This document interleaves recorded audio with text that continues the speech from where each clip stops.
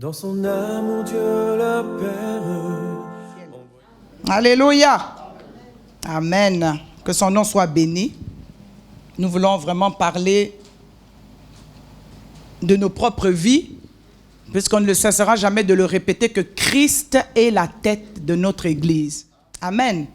Donc, on l'a dit dans la prière de ce matin par l'évangéliste, on a des points dans nos vies qui ne sont pas totalement contrôlés par le Saint-Esprit. Est-ce que chacun de nous est d'accord avec ça? Amen. Tu dis, si le Saint-Esprit, c'est l'esprit de la plénitude totale, de la puissance de Dieu, comment se fait-il que dans certains aspects de nos vies, il y a des choses qui clochent? Est-ce que c'est la faute du Saint-Esprit ou c'est la faute de Dieu? Non. C'est la faute à certaines choses qu'on a transportées avec nous quand on est devenu chrétien. Et ce n'est pas parce qu'on rentre dans les eaux du baptême, ce n'est pas parce qu'on dit « j'accepte Jésus-Christ comme Seigneur et Sauveur » que ces choses-là partent et sont terminées. Amen. Il y a des choses qui restent attachées parce qu'on ne les a pas déclarées, parce qu'on ignore même que certaines choses qu'on a eu à faire ou à dire nous ont liés, nous ont condamnés. Amen. Amen. Alléluia. Amen. Alors oui, tu seras certainement sauvé si Jésus revient. Amen. Mais j'imagine si Jésus devait durer encore à revenir, de vivre une vie comme ça en étant chrétien, à un moment donné, tu vas finir par te décourager. Et c'est ça le plan du diable et c'est ça le plan de l'ennemi. Que tu te décourages en chemin. Amen. Alors, vaut mieux être honnête, vaut mieux être, comme on dit, entendre la vérité, qu'elle nous rende libres, que de faire semblant de se dire, ça va, je suis chrétien, mais tout va bien, la vie est belle, la vie est belle. La vie n'est pas belle pour tout le monde. Alléluia. La haine. La haine, là-dedans, on retrouve beaucoup de choses. C'est quoi la haine? Franchement, je pense que tout le monde comprend. Comment on dit ça? Comment on dit ngala la haine? Comment on dit ça en langue d'ici de Pointe-Noire? Voilà. Donc, vous savez de quoi je parle. Donc, on est tous au même diapason. La haine. La haine, c'est un des esprits les plus résistants. C'est-à-dire que tu peux être baptisé, être chrétien, mais c'est un esprit qui résiste. Donc, qui emmène beaucoup de problèmes dans la vie des chrétiens. Parce que on n'a pas dénoncé, parce qu'on est même convaincu qu'on n'est pas un haineux. Ça veut dire haineux, ça veut dire quelqu'un qui a la haine envers quelqu'un. Et dans la haine ici, on dit que la haine donne lieu à des rancœurs. Ça veut dire on devient rancunier par la haine. La rancune, c'est quoi? C'est le manque de pardon. Ça veut dire on retient quelqu'un par rapport à une offense qui a été commise à notre égard. On a des ressentiments. On a des colères. Vous allez voir tout ce que la haine peut engendrer. On a de la jalousie. Waouh, la haine aussi provoque la jalousie. Vous voyez un peu? Quand tu as la haine, ça provoque la jalousie. Ça provoque de l'orgueil aussi. La haine, là. Ça provoque de la violence. La haine. Donc, imaginez un peu. Ça provoque des désirs de vengeance. La même haine, là. Des médisances aussi. Tout ça, c'est pour la haine. Et combien de chrétiens on peut retrouver avec tout ce que l'on vient de citer ici? Est-ce que le fait d'avoir été chrétien, d'avoir accepté Jésus-Christ comme Seigneur, Sauveur, d'être rentré dans les eaux du baptême, on fait en sorte d'effacer toutes ces choses-là dans nos cœurs?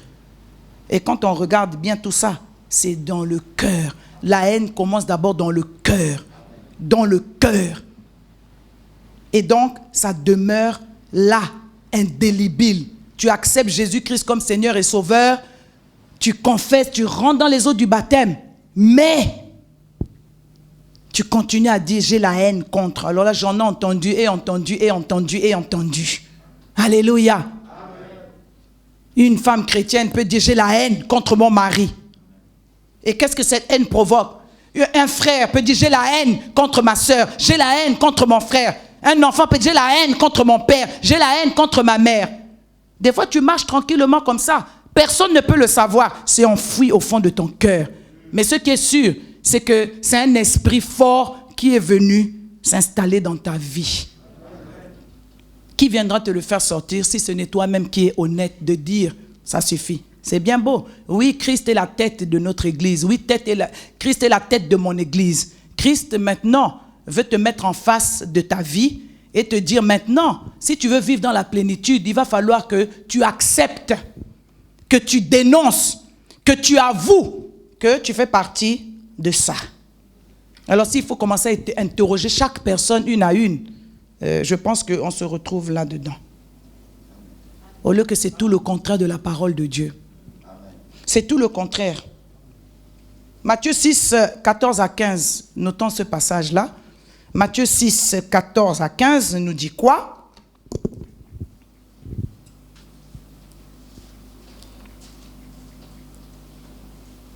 C'est Jésus qui parle. Si vous pardonnez aux hommes leurs offenses, votre Père Céleste vous pardonnera aussi. Mais si vous ne pardonnez pas aux hommes, votre Père ne vous pardonnera pas non plus vos offenses. C'est clair? Merci pour la rapidité du texte. Donc voilà comment on dit que la haine emmène l'envie de vengeance, la rancœur, donc manque de pardon, colère, etc. Et des personnes qui ont la haine finissent par devenir dépressives. Ça crée la dépression. Beaucoup de gens en Europe et partout sont dans des hôpitaux psychiatriques en train de prendre des médicaments à cause de la haine. C'est quelque chose de simple. Il suffirait seulement d'avouer, de dénoncer ça et de pouvoir faire marche arrière par rapport aux sentiments que tu as eus dans ton cœur. Quand on a la haine, c'est la porte ouverte aux esprits méchants. Alléluia. Ça provoque la violence. Quelqu'un qui peut taper une personne jusqu'au sang, jusqu'à tuer, à cause de la haine. La Bible dit que la haine excite des querelles, des disputes. Ça produit des racines d'amertume. On devient amer. Quand bien même on t'annonce l'amour de Christ, on t'annonce, tu es amer parce qu'il y a de la haine. Tu n'arrives même pas, tu dis, vraiment ma vie c'est bien, mais il y a une seule chose, telle personne, j'ai de la haine, je ne peux pas pardonner à cette personne. Alléluia. Amen. Et celui qui ne pardonne pas ne peut donc pas être pardonné. Quand tu n'es pas pardonné, tu es donc condamné. Donc, le pardon est une puissance qui libère. Ce n'est pas une blague. Il y a des gens qui sont dépressifs parce qu'ils n'ont pas pardonné. Leur vie est gâchée parce qu'ils n'ont pas pardonné. Alléluia. Alors on va prendre un texte où Jésus a vraiment bien illustré quelque chose ici sur le pardon. C'est la parabole du serviteur impitoyable. Dans Matthieu toujours. Matthieu 18, 23 à 35. Alors le texte est un peu long, alors soyons éveillés. Matthieu 18, 23 à 35. Nous allons voir comment le Seigneur a illustré avec cette parabole le manque de pardon et qu'est-ce qui va se produire. Je vais lire. C'est pourquoi le royaume des cieux est semblable à un roi qui voulut faire rendre compte à ses serviteurs. Quand il se mit à compter, on lui en emmena un qui devait 10 000 talents. Comme il n'avait pas de quoi payer, son maître ordonna qu'il fût vendu, lui, sa femme, ses enfants et tout ce qu'il avait, et que la dette fût acquittée. Le serviteur, se jetant à terre, se prosterna devant lui et dit, « Seigneur, aie patience envers moi et je te payerai tout. » Ému de compassion, le maître de ce serviteur le laissa aller et lui remit la dette. Après qu'il fut sorti, ce serviteur rencontra un de ses compagnons qui lui devait 100 deniers. Il le saisit et l'étranglait en disant, « Paye ce que tu me dois. » Son compagnon se jetant à terre le suppliait, disant « Aie patience envers moi, et je te payerai. » Mais l'autre ne voulut pas, et il alla le jeter en prison jusqu'à ce qu'il eût payé ce qu'il devait. Ses compagnons, ayant vu ce qui était arrivé, furent profondément attristés, et ils allèrent raconter à leur maître tout ce qui s'était passé. Alors le maître fit appeler ce serviteur et lui dit « Méchant serviteur, je t'avais remis en entier ta dette, parce que tu m'en avais supplié. Ne devais-tu pas aussi avoir pitié de ton compagnon, comme j'ai eu pitié de toi ?» Et son maître, irrité, le livra au bourreau jusqu'à ce qu'il eût payé tout ce qu'il devait. C'est ainsi que mon Père Céleste vous traitera si chacun de vous ne pardonne à son frère de tout son cœur. Ton amen est trop faible. Ton amen dort. L'histoire, elle est claire. L'histoire est claire. Voilà un serviteur qui doit à son maître. Le maître a pitié, il laisse. Et ce même serviteur qui a bénéficié donc de la grâce de son maître, du roi, à son tour, lui qui devait 10 000, 10 000 talents. Hein? Combien? L'autre lui devait 100 deniers. Il faut essayer de chercher ce mot, la différence. C'est-à-dire que vraiment une cacahuète à côté de ce que lui devait. Lui, on lui a dit, il n'y a pas de problème, on a eu pitié, on a dit, laisse, c'est bon, ce serait patient. Lui qui est le roi qui pouvait vraiment le sanctionner sévèrement. Et lui, à son tour, parce qu'un ami lui devait 100 deniers, il le bat, il met toute la haine sur lui et le fait emmener en prison, etc., etc. Et quand ses compagnons voient ça, ils disent, mais c'est quand même bizarre. Toi, tu as bénéficié de la grâce et finalement, toi, tu ne laisses pas à ton ami qui te doit vraiment même pas le dixième de ce que toi, tu devais comme argent. Et le Seigneur Jésus prend cette parabole pour nous montrer que, en fait, si vous ne pardonnez pas, vous ne savez pas pardonner. Maintenant, imaginez-vous l'état du péché dans lequel vous étiez, la vie que vous meniez, mais lui, il a envoyé Jésus à la croix pour que toi et moi, nous soyons sauvés. Mais quand quelqu'un te fait une petite chose, tu n'as pas la capacité de pardonner et tu tiens. Et le Seigneur a voulu nous le dire tranquillement dans la fin. Que celui, tu voyais à la fin, on l'a jeté au bourreau. On l'a jeté en prison jusqu'à ce qu'il devait rembourser tout ce qu'il avait payé. Vous voyez? Si nous ne savons pas pardonner, si nous ne savons pas enlever le mal qu'on nous a fait, nous aussi nous serons condamnés. Est-ce que nous comprenons bien ça? Donc ta haine, c'est pour ta propre condamnation. Ton manque de pardon, en fait, tu souffres seul. J'ai envie de faire comprendre à quelqu'un que tu es en train de souffrir. Tu souffres. C'est ainsi que mon Père Céleste vous traitera si chacun de vous ne pardonne pas à son frère de tout son cœur. On parle du cœur. C'est pas pardonner comme ça. Je te demande pardon. Oui, d'accord, je te pardonne. Et quand tu pars, tu n'as pas pardonné de tout ton cœur. Tu as pardonné de la bouche. Mais le cœur continue à faire mal. Et dès que tu auras l'occasion de croiser cette personne-là, tu vas manifester la haine qui est dans ton cœur. Combien sont encore ainsi ici, là, pendant que cette parole est en train de passer? Combien? Combien? Rien que ça, c'est un super blocage pour ta vie. Un blocage. Quand on a compris ces choses-là, on arrête d'en vouloir à ceux qui nous font du mal. On a même pitié de ceux qui nous font du mal parce qu'ils ne comprennent pas. Jésus à la croix, pendant qu'on lui faisait tout ce qu'on lui faisait, il a dit, Père, pardonne-leur car ils ne savent pas ce qu'ils font. Étant à la croix cloué avec des clous.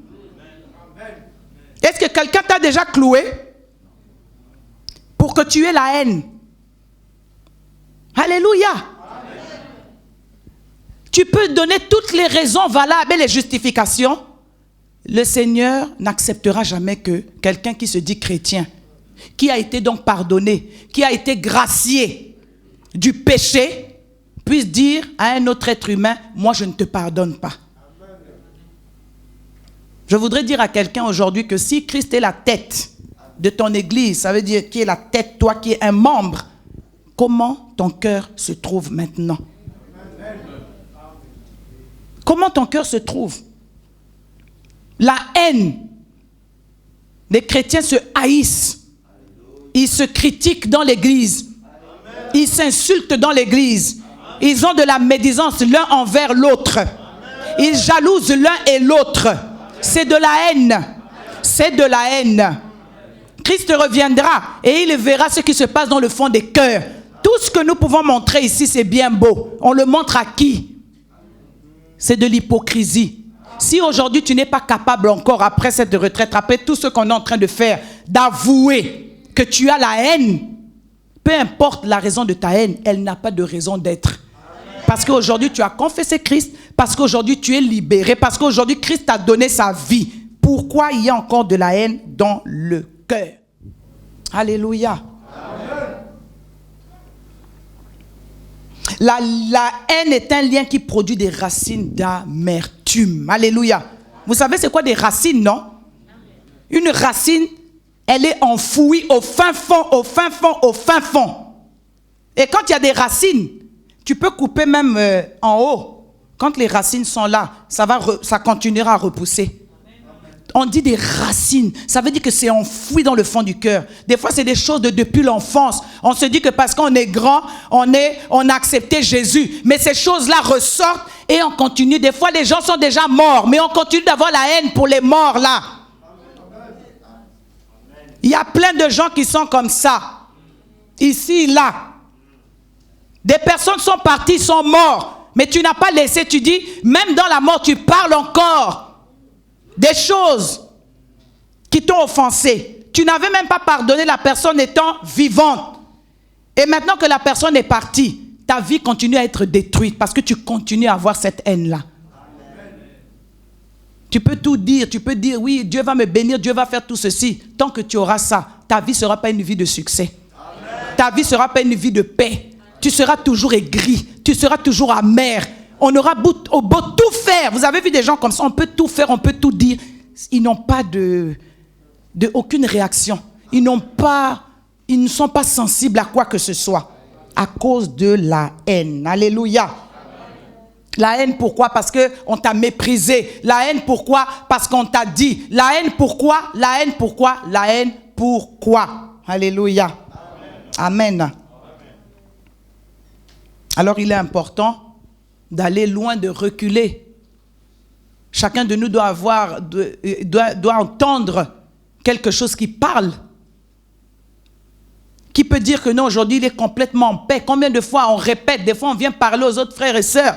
Oh, vraiment, telle chose qui m'était arrivée, vraiment, tel ça, là, je ne pardonnerai jamais. Tu ne te rends même pas compte que cette parole que tu es en train de dire, c'est cette parole-là que l'ennemi va utiliser.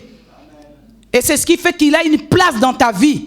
Voilà pourquoi il y a des cœurs, on a dit de tout son cœur. Voilà pourquoi il y a des cœurs où il y a des cafards, des souris, des rats. Malgré que le Saint-Esprit, là, tu es émotionné par le Saint-Esprit. Tu pleures quand il y a la louange, tu pleures quand il y a l'adoration, mais dans le fond de ton cœur, il y a quelque chose qui ne va pas. Alléluia. Alléluia. Amen.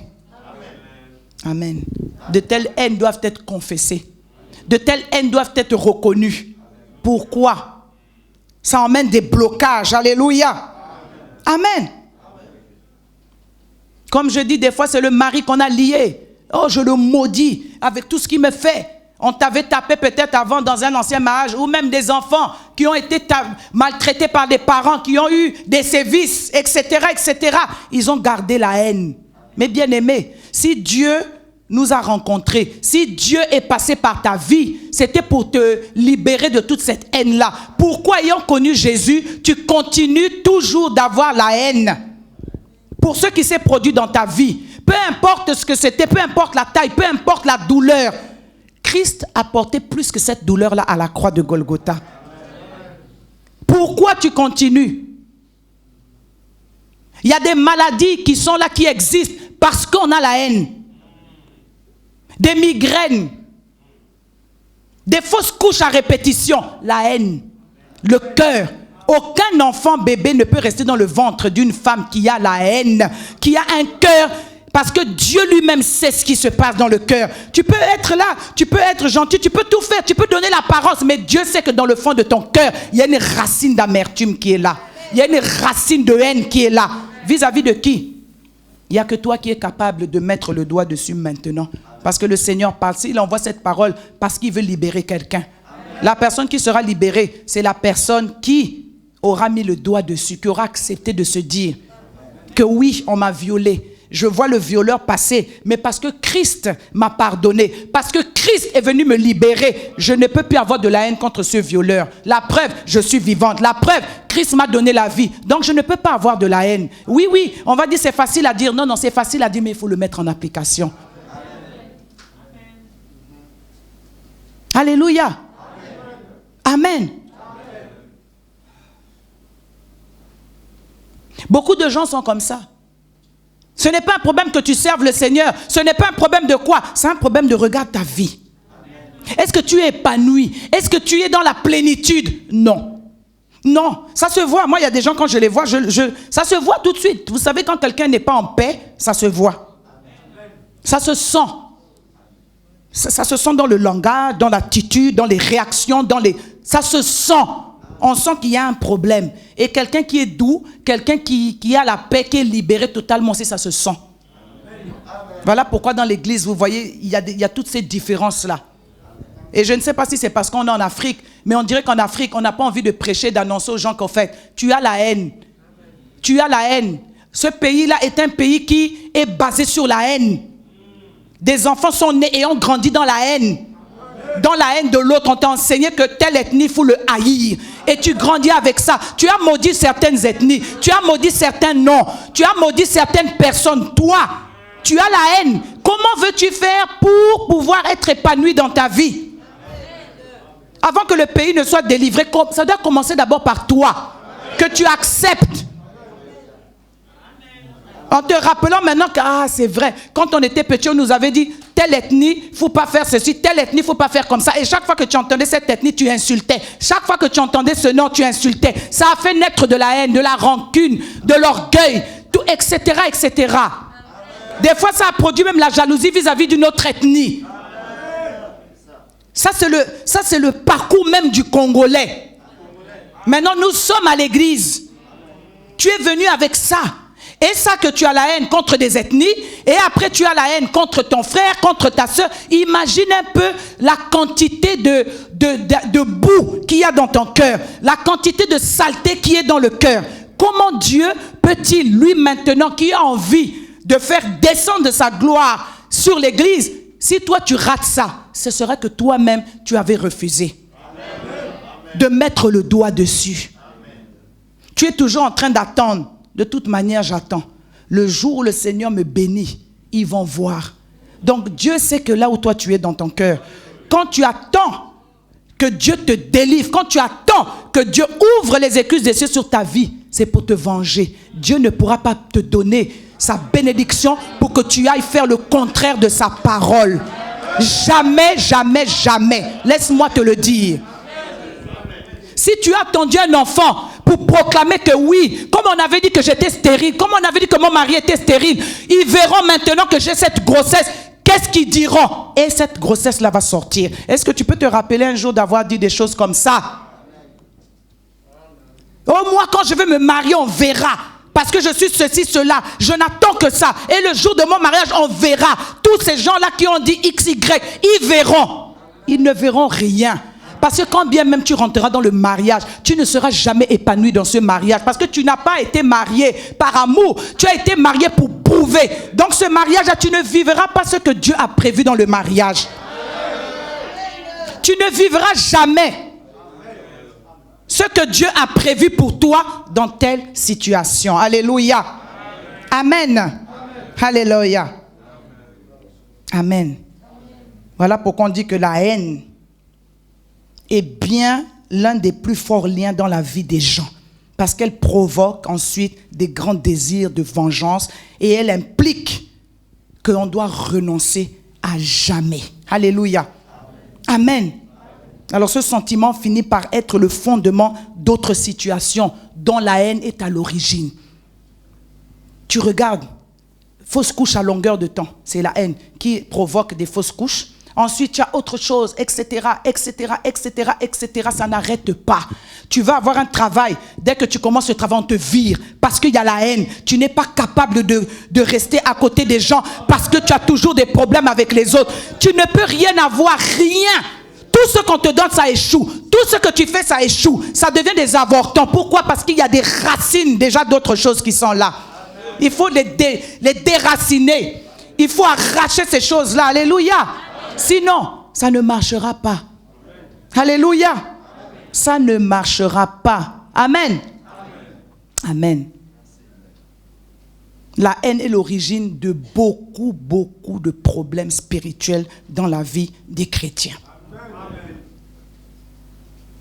Sinon, même 90% des problèmes dans la vie des chrétiens, des échecs dans la vie des chrétiens, quand vous regardez, c'est la haine. Alléluia. Et je rends grâce à Dieu de ne jamais avoir eu la haine pour qui que ce soit. S'il faut que je commence à témoigner de ce qu'on m'a fait, du mal qu'on m'a fait, ça peut être ma propre famille, direct, mes propres sœurs, je n'ai jamais réussi à avoir la haine. C'est pas que les gens ne m'ont même pas dit, mais comment tu es bête au point où, avec ce qu'on t'a fait, tu peux laisser. Parce que moi, je considère qu'en fait, ça ne me fait rien. Le fait d'avoir fait tout ça, ça n'a pas changé ma vie. Le fait d'avoir dit tout ça, ça n'a pas changé ma vie. Donc, si moi j'ai la haine, c'est eux qui auront réussi. Finalement. Et qu'est-ce que je vais leur enseigner, moi? Non. Alléluia. Amen. On ne peut pas vivre comme ça. Je le disais à midi. La Bible dit, honore ton père et ta mère. Un jeune garçon de 12 ans qui sortait de l'école, le prof n'était pas là, il rentre à la maison avant. Quand il arrive à la maison, il trouve sa mère dans le lit avec un autre homme que son père. Il est resté comme ça, traumatisé toute sa vie, si bien que même quand il est rentré dans son foyer, dans le mariage, il n'arrivait pas, il avait la haine, il passait son temps à taper sa femme, on ne comprenait pas c'était quoi le problème. Parce qu'il fallait qu'il sorte ça. Qu'à l'âge de 12 ans, j'avais vu ma mère avec un homme, j'ai pas pu dire, j'ai vu en cachette et ça c'est un poids. Il a eu la haine contre sa mère, le dégoût de sa mère. Peu importe.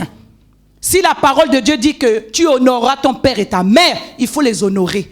Pas parce qu'ils ont fait quelque chose qui te plaît, parce que c'est ce que Dieu a demandé. Amen. Amen, mes bien-aimés.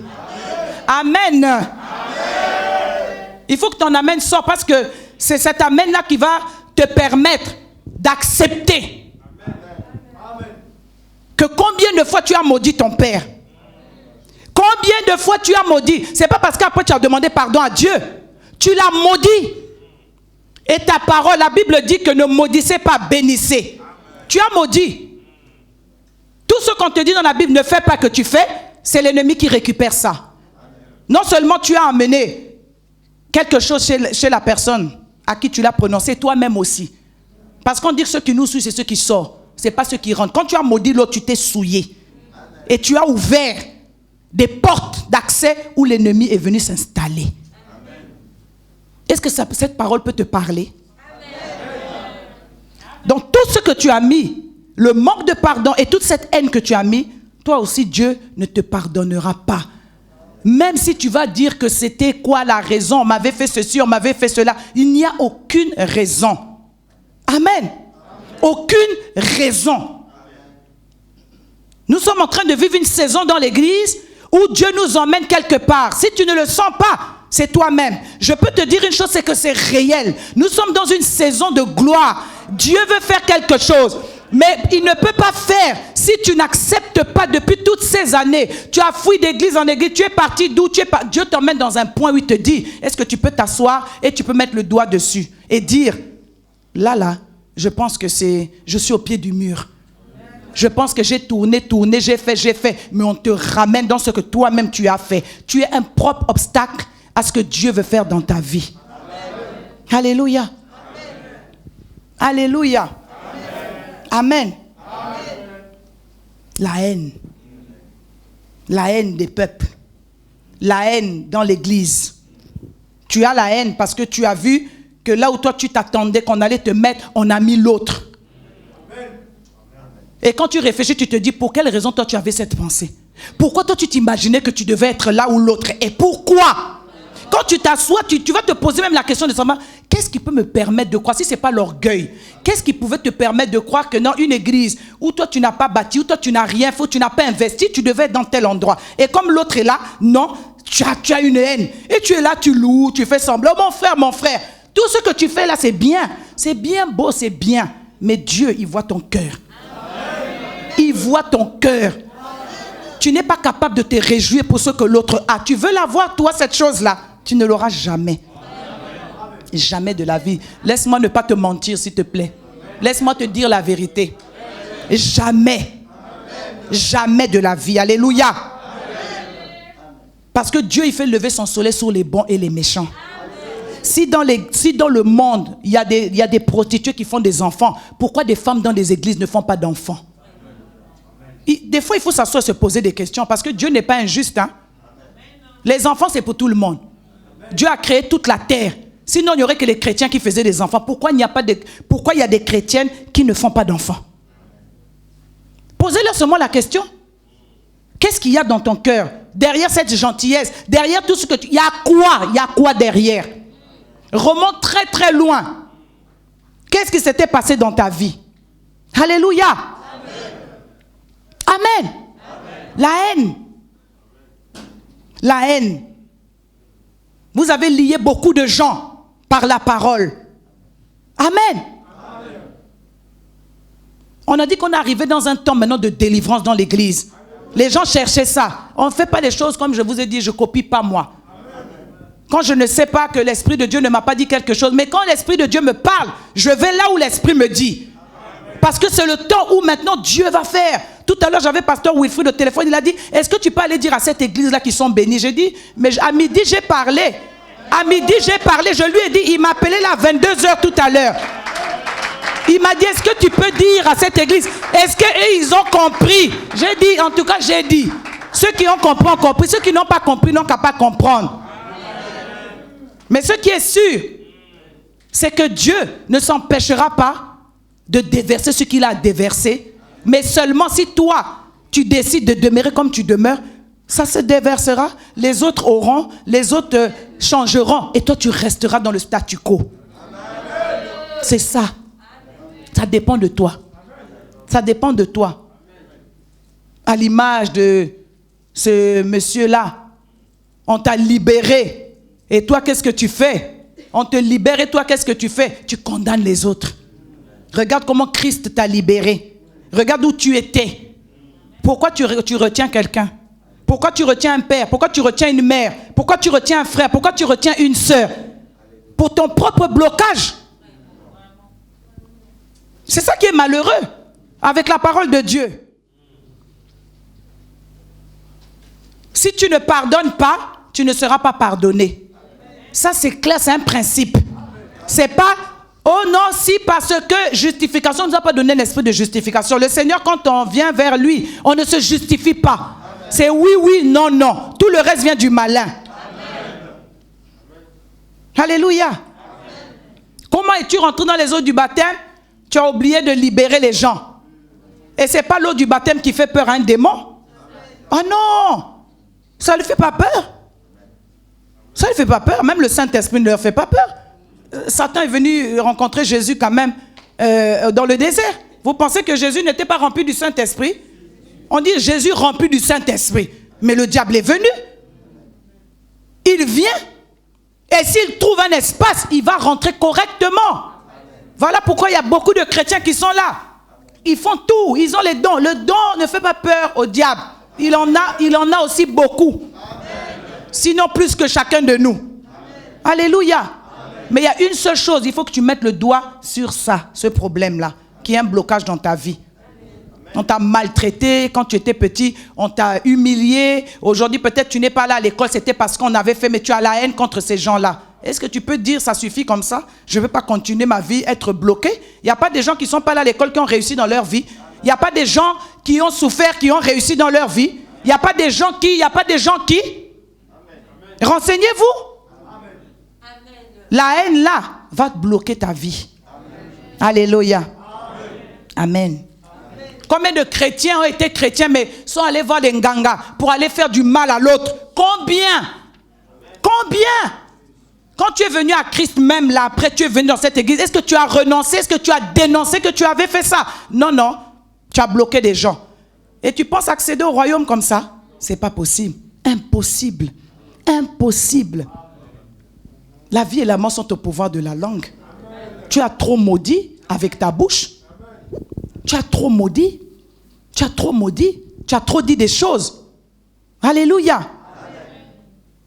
Voilà pourquoi on dit, quand tu pries, quel est le but et le motif pour lequel tu demandes quelque chose au Seigneur? Quand Jésus a dit que ta volonté soit faite, pourquoi il dit ça? Parce que Dieu connaît le fond de nos cœurs. Est-ce que tu es sûr que c'est la volonté de Dieu que tu veux? Mais la volonté de Dieu, c'est que, bon, avant d'obtenir telle chose, il faut d'abord que tu pardonnes. Tu pardonnes à 50 000 personnes que tu retiens dans ton cœur. Tu imagines? Un à un. On a fini les 40 jours. C'est bon, on pleure, on est sous l'émotion, on demande. Et puis après, on enchaîne encore. Et puis on continue à avoir la haine. Est-ce que tu peux réfléchir à une personne quand tu la vois passer à côté de toi, tu as quelque chose en toi qui réagit? Moi, chaque fois que j'examine sur la terre, je n'ai pas ça avec qui que ce soit. Personne. D'ailleurs, si le Seigneur pensait que j'avais encore ça, il m'a poussé à poser des actes pour vérifier si vraiment j'allais le faire. Et je rends grâce à Dieu, je dis merci Seigneur. Combien de personnes tu n'as pas envie de voir passer à côté d'eux, mais tu te dis, le jour où je vois cette personne à l'église. Moi, j'ai déjà plusieurs personnes qui m'ont dit, en tout cas, maman, le jour où je vois telle personne à l'église, moi je pars parce que j'aurais compris que vous êtes des pasteurs bizarres. Quand telle personne m'a fait du mal, vous l'accueillez encore à l'église. Je dis, mais je m'en fous. Je m'en fous. L'église n'est pas ta maison, n'est pas la maison de ton père. Si toi tu n'as pas envie, c'est toi qui sortiras. Mais la personne qui viendra restera là. Et j'annoncerai la parole de Dieu. Si la personne se convertit, c'est toi qui seras condamné. Combien de gens sont là assis, ils se disent, la dernière chose que j'ai envie, c'est telle personne. Et puis Dieu va permettre que la personne là arrive. Tu ne vas pas supporter, ta haine va sortir. Et tu feras semblant. Alléluia. Amen. Et tu feras semblant. Amen. Amen. La haine. Alléluia, mes bien-aimés. La haine, la haine, la haine. Alléluia. Amen. Amen.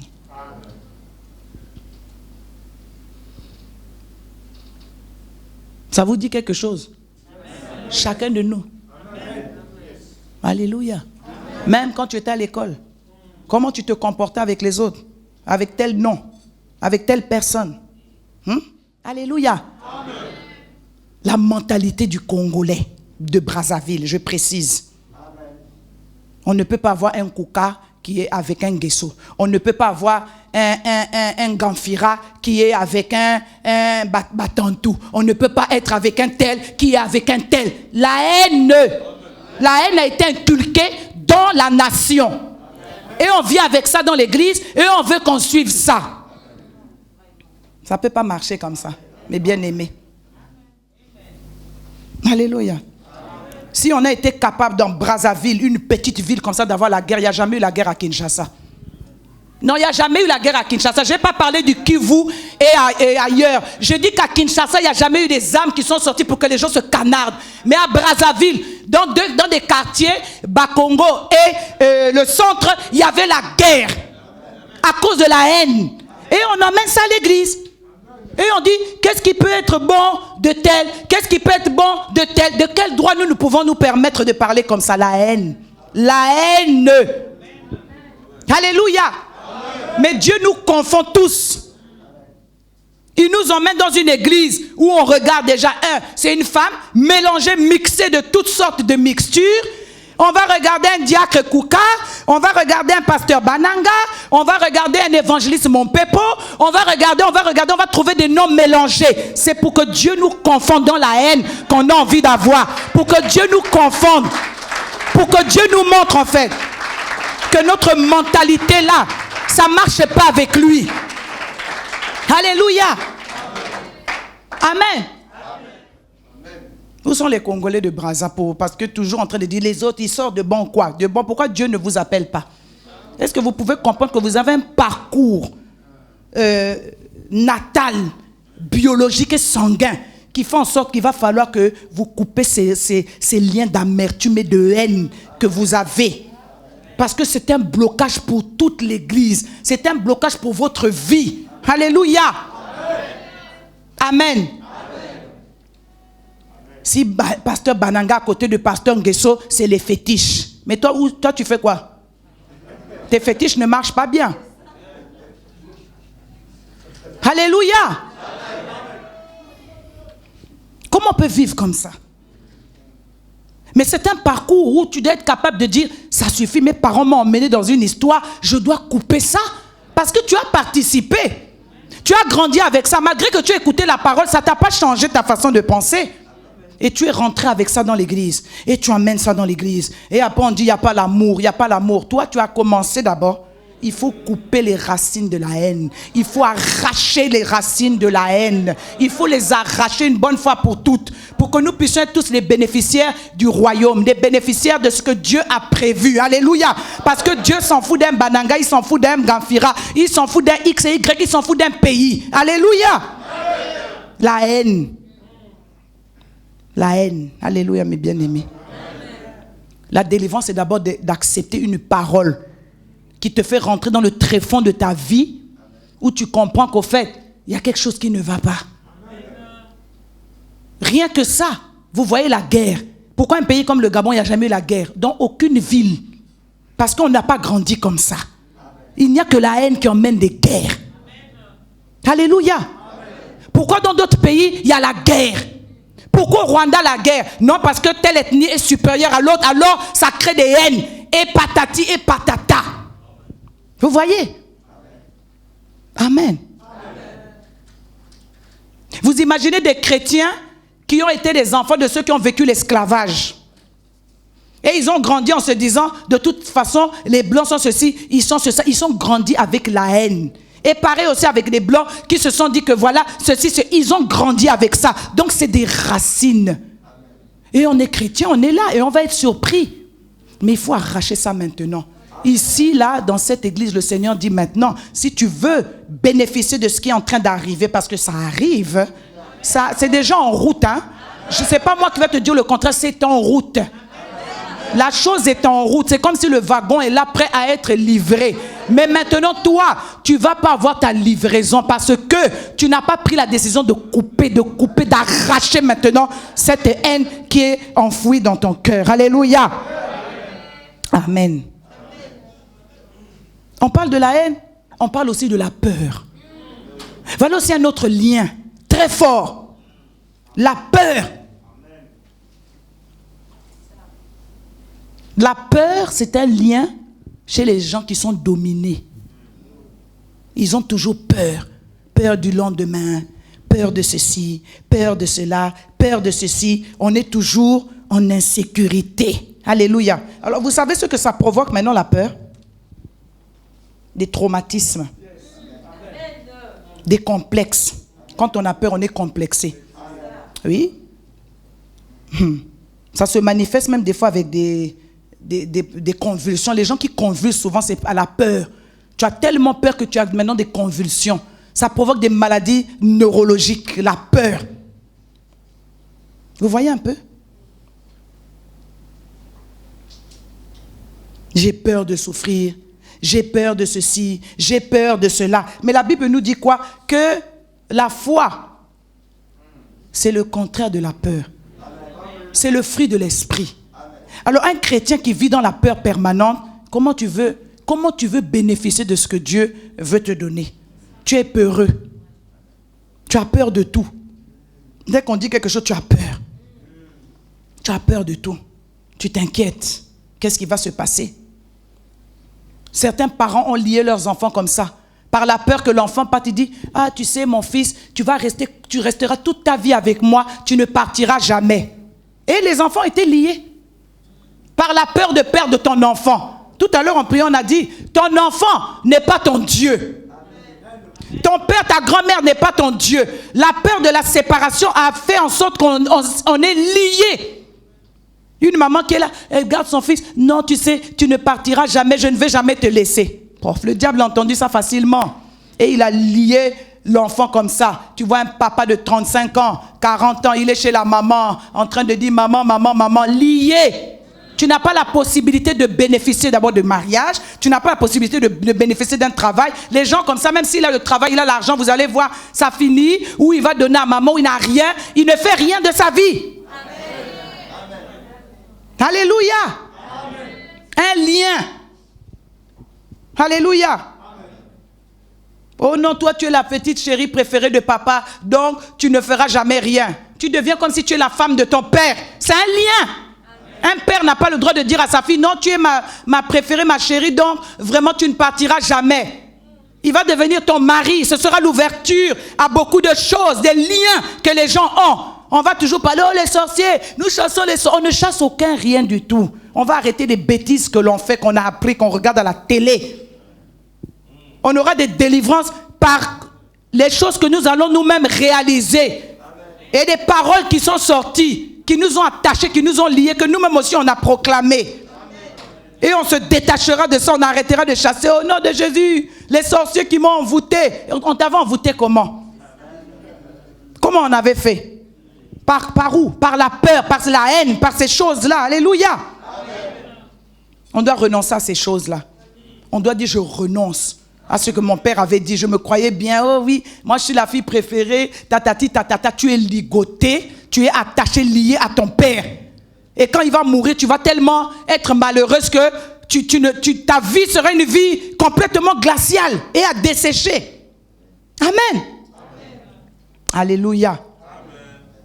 Amen. On lie les enfants par peur, au lieu de les libérer. Voilà comment en Afrique, beaucoup de gens sont grands, mais ils sont toujours des enfants, liés. Même ta croissance intellectuelle est bloquée. Amen. Tu es là assis dans les jupons de ta mère à 40 ans.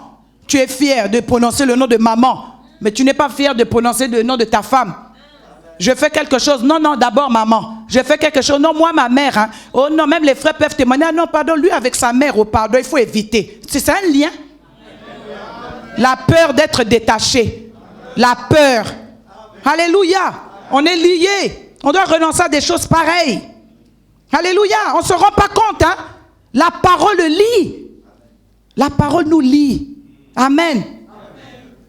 Alléluia. Amen. On ne peut pas être là à garder les enfants, à dire oui, tu seras ceci. Non, non, on doit leur inculquer, lui dire, leur parler de la prudence, leur parler de oui, quand tu vas sortir, sois prudent, soit ceci, soit cela, mais pas d'être là à avoir peur. Oh, je ne te laisserai jamais sortir seul. Je ne te laisserai jamais faire ça. Tu ne vas jamais... la personne n'apprendra jamais à être une personne mature.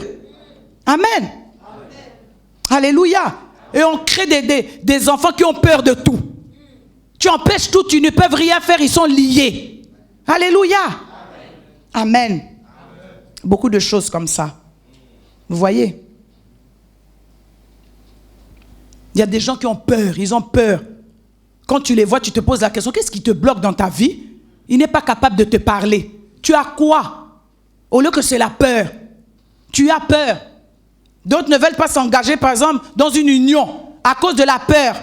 Parce que tu as vu les parents avaient divorcé. Du coup, toi, tu vis dans la peur. Tu es lié. Ce sont eux qui ont divorcé, ce n'est pas toi. Ce n'est pas parce qu'ils ont divorcé, ils ont été en échec que toi aussi, ça veut dire que ta vie sera la même. Donc la peur, l'ennemi utilise ça. Alléluia. Amen. Amen. Et toutes ces peurs-là, souvent, ça vient de l'enfance. La peur vient de l'enfance. Quand tu étais petit, peut-être on t'a poursuivi, on t'a lancé un truc pour te rattraper. Tu as peur maintenant quand tu marches, tu penses qu'on est en train de te poursuivre. Ce sont des choses qui sont depuis l'enfance. Et c'est donc des racines qui sont là. On a grandi avec ça et ça nous bloque dans notre vie. Amen. Amen. Amen. Alléluia. La peur du passé. Ah, peut-être en ayant fait tout ce que j'ai fait là, j'ai peur de ce qui s'est passé, ça va revenir, etc., etc. Mais bien aimés, la peur et la haine, ce sont des liens qui sont trop forts. Alors on est bloqué avec ça. On a des problèmes avec ça. Alléluia. Et la parole de Dieu est là pour nous libérer. La parole de Dieu est là pour nous permettre d'être libres. Il dit, Jésus, vous entendrez la vérité, elle vous rendra libre, elle vous affranchira. Amen. Amen. Pour d'autres personnes, c'est la première fois qu'ils entendent des choses comme ça. Mais le diable ne veut pas. que l'on soit libre. Le diable veut qu'on soit bloqué. Il veut qu'on soit détruit. Tu sois un chrétien, mais quand on te regarde, tu n'as rien d'un chrétien. Ta vie est une vie qui donne pas envie, en fait. Amen. Alors ce matin, le Seigneur veut libérer quelqu'un. Mais il faut d'abord que toi, tu aies envie d'être libre. C'est bien beau d'aller dire, oui, faites-moi la délivrance, chassez-moi tel démon, tel démon. Non, non, il faut d'abord que toi-même, tu prennes la décision. Et que tu touches là, le point sensible. Et que tu dis, c'est vrai, j'ai eu la haine à cause de ça, ça, ça. Voilà, voilà, voilà. Et à ce moment-là, tu vas renoncer à ces choses-là. Tu vas les dénoncer. Et tu vas dire, je me détache de ça. En proclamant, en prononçant, en libérant les personnes que tu as condamnées. Alléluia. Même si ces personnes sont mortes, tu dois libérer ces personnes-là. Tu dois, toi, te libérer pour que le Seigneur aussi te pardonne. Combien sont ligotés aujourd'hui parce qu'ils ne sont pas pardonnés? Jésus reviendra, tu n'es pas pardonné. Comment tu vas être sauvé? Je pose la question. Si Jésus revenait maintenant, toi tu n'as pas pardonné quelqu'un et tu es chrétien, tu chantes Alléluia, tu chantes le Saint-Esprit, mais pendant ce temps, toi, tu as lié quelqu'un. Comment vas-tu être enlevé? Vous avez compris pourquoi on dit que large est le chemin qui mène à la perdition, étroit et resserré le chemin qui mène à la vie éternelle. Alléluia. Parce que pour pardonner là, ça fait mal à d'autres personnes, ils préfèrent dire je préfère mourir, je préfère aller en enfer que de pardonner. C'est parce que tu ne sais pas c'est quoi l'enfer. Voilà pourquoi tu peux te permettre de dire ça. Mais Dieu veut libérer quelqu'un. Est-ce que nous pouvons nous lever? Nous allons maintenant vraiment prier sérieusement. Alléluia. Dans son amour, Dieu le Père